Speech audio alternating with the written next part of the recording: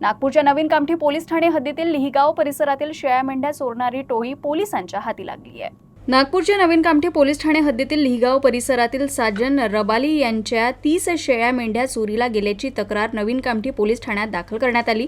तांत्रिक विश्लेषण तसंच सीसीटीव्हीच्या माध्यमातून चोरी गेलेल्या मेंढ्यांचा शोध घेत असताना यातील एका आरोपीला कामठी येथून तर 3 आरोपींना मध्य प्रदेश शिवनीमधून नवीन कामठी पोलिसांनी ताब्यात घेतलं।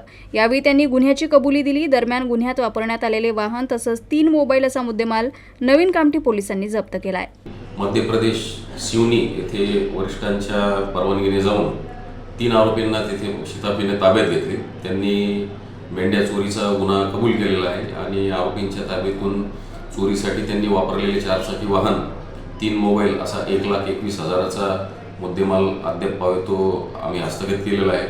आरोपी 5 दिवसाच्या PCR मध्ये आहेत, कोठडीमध्ये आहेत, पोलीस कोठडीमध्ये, आणि पुढील तपास चालू आहे। या व्यतिरिक्त त्यांनी इतर ठिकाणी कुठे काही गुन्हे दाखल केलेले आहेत का त्याबाबत आम्ही तपास करून पुढील कारवाई करीत आहोत।